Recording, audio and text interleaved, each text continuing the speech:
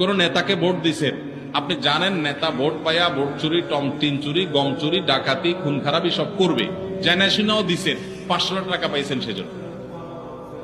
তাহলে এই টাকা যেটা এনেছে এটা তো হারাম খাইছেন। আর নেতা সাহেব যত আমরা কি দেখে ভোট দেওয়া উচিত, কি দেখে ভোট দিবেন? আমাদের দেশে মানুষ তো মার্কা দেখে ভোট দেয়, তাই না?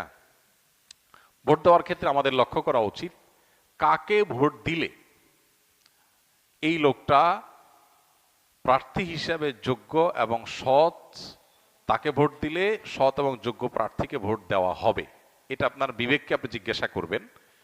আপনি যদি সঠিকটা উদ্ধার করার চেষ্টা করেন, এরপর দেখলেন যে না, আপনি আসলে যেটাকে সঠিক মনে করছেন এটা সঠিক হয় নাই, লোকটা রাইট পারসন না, তাহলে আল্লাহর কাছে আপনার দায় নাই। কিন্তু আপনার চেষ্টা করতে হবে যে যে কয়জন আছে এর মধ্যে সবচেয়ে ভালো যোগ্য মানুষটাকে, সে জিতবে কি জিতবে না এটা আপনার দেখার বিষয় না।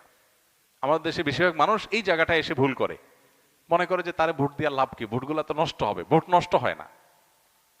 একটা ভালো মানুষ যদি অল্প কয়েকটা ভোটও পায়, তাহলে সে এটার উপর ভিত্তি করে সামনে আর কয়েকটা পাবে, তারপর আবার আরো কয়েকটা পাবে। কিন্তু আপনি যদি ভোট দেওয়ার এই রাস্তাটা বন্ধ করেন, অথবা তাকে সে কম ভোট পাবে এই চিন্তা করে আরেকজনকে ভোট দেন, তাহলে কি হবে? এই চান্সে খারাপ মানুষগুলো তাদের খারাপের রাজত্ব আরো বেশি করে করতে পারবে। কেউ জিতুক সেটা আপনি চাইতে পারেন, কিন্তু জিতানো আপনার দায়িত্ব না। আল্লাহর কাছে দায়িত্ব হলো আপনার কাছে মতামত চাওয়া হয়েছে, আপনি মত দেওয়ার সময় সবচেয়ে ভালো উপযুক্ত ব্যক্তির পক্ষে মত আপনি দিবেন, বাস। এটা হলো আপনার কাজ। যে লোককে ভোট দিলে আপনার ইমান, আমল, ইসলামের স্বার্থ, মুসলিম উম্মার স্বার্থ সংরক্ষিত হবে, আপনি বিশ্বাস করেন।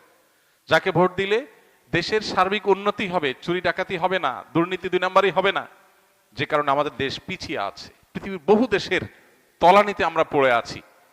যাকে ভোট দিলে আমরা সেখান থেকে উঠার রাস্তা পাবো, তাকে আপনাকে ভোট দিতে হবে। এক্ষেত্রে বায়াসনেসের